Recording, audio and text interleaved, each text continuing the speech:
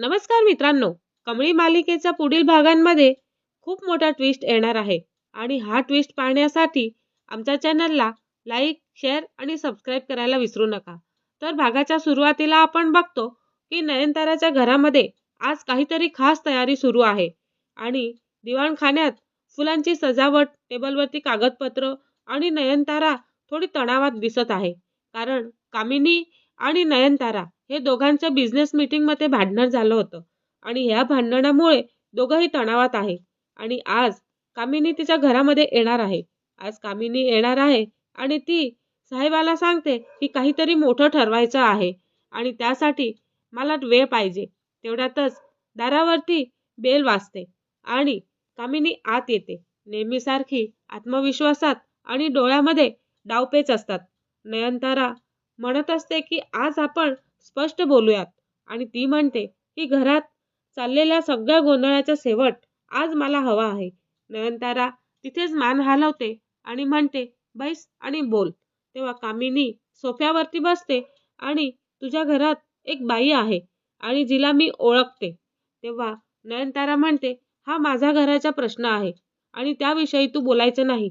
आता आपल्याला बिझनेस मीटिंगसाठी बोलायचं आहे आणि त्यावरच बोलूयात. तेव्हा नयनतारा तिथेच दचकते आणि म्हणते, कोण? तेव्हा कामिनी हसते आणि हसण्याच्या मध्ये तिला ताण जाणवतो आणि तिचं नाव आहे सरोजा, असं कामिनी पण म्हणत असते. तेवढ्यात नयनताराला पण थोडासा धसका बसतो, पण तिथेच ती सावरून जाते. त्याच क्षणी मागून येत आवाज येतो आणि म्हणते, मॅडम चहा ठेवू का? असं म्हणत असते. तेव्हा कामिनीचा आवाज तिथेच अडखळतो आणि ती मागे वळून पाहते आणि समोर असते सरोजा. ती सरोजाला उभी असते. ती मागून बघते आणि डोळ्यात तिच्या भीती नाही, तर पळपण नाही, फक्त शांत आणि ठामपणा असतो. आणि कामिनी तिथेच उभी राहते आणि तिला पाहून म्हणते, तू आणि इथे? तेव्हा नयनतारा चकित होते आणि म्हणते की तुम्ही एकमेकांना ओळखता का? तेव्हा सरोजा पुढे येते आणि म्हणते, मॅडम ओळख नाही, तो माझा भूतकाळ आहे आणि माझ्या भूतकाळाच्या मागे ही बाई लागलेली आहे. हा शब्द ऐकून भूतकाळ कामिनीच्या छातीमध्येच घुसतो आणि कामिनी थरथरल्या आवाजामध्ये म्हणते की नयनतारा, हिला आत्ताच्या आत्ता बाहेर काढ आणि तिला घरामध्ये राहू देऊ नकोस. तेव्हा नयनतारा एकदम थंड आवाजात म्हणत असते की माझं घर आहे कामिनी, विसरू नको. माझ्या घरात काम करणारी बाई, तू तिला का घाबरतेस? आणि मला त्याच्याशी काहीच घेणं देणं नाही. हे माझं घर आहे आणि तू माझ्या घरामध्ये उभी आहे. तिथे मी आणि माझी बाई बघून घेऊ. तू काही बोलायचं नाही. तेव्हा सरोजा टेबलावरती ठेवलेला ट्रे खाली ठेवते आणि ती म्हणत असते की कारण मी इथे जिवंत आहे ना, म्हणून ह्या बाईला जास्त धोका आहे असं वाटतं. क्षणभर सगळंच थांबून जातं आणि कामिनीच्या डोळ्यामध्ये भीती दाटते आणि ती जिवंत? ती तर संपलेली होती ना? तेव्हा नयनतारा ताठ उभी राहते आणि म्हणते, याचा अर्थ काय? तू काहीतरी केलंयस का? तेव्हा सरोजा नयनताराकडे पाहते आणि म्हणते, मॅडम आज नाही, पण लवकरच सगळं तुम्हाला मी सांगणार आहे. तेव्हा कामिनी मध्येच ओरडते आणि म्हणते, तिला बोलू देऊ नकोस. तेव्हा नयनतारा पण आवाज चढवते आणि म्हणते, कामिनी आवाज खाली. हे माझं घर आहे, हे विसरू नको. कामिनीचा आत्मविश्वास ढासळतो आणि म्हणत असते हळू आवाजात, ही बाई धोकादायक आहे नयनतारा, ती धोकादायक आहे.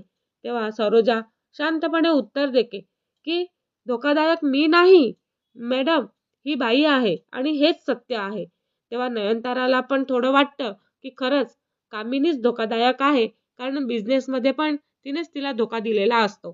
कामिनी बाहेर पडते आणि बाहेर पडताना सरोजाकडे पाहते आणि म्हणते की तू समजतेस ना काय सुरू केलेलं आहे आणि मला माहिती आहे का तू सुरू केलेलं आहे. तेव्हा सरोजा हळू जवळ आवाज काढते आणि म्हणते, मी काही सुरू केलेलं नाही, मी परत आलेले आहे आणि तिथेच दार बंद करते. नयनतारा सरोजाकडे वळते आणि तू कोण आहेस खरं? तेव्हा सरोजा डोळे खाली घालते आणि म्हणते की आज फक्त एवढंच समजा मॅडम, मी इथे नोकरीसाठी आलेली आहे आणि माझ्या मुलीला मला पुढे शिकवायचं आहे, म्हणून मी इथे कामासाठी आलेली आहे. पुढे जाऊन मी न्यायासाठी माझं काम करणार आहे. आज एवढंच समजून घ्या. पुढे समजून घ्या की सगळंच मी तुम्हाला समजावेल.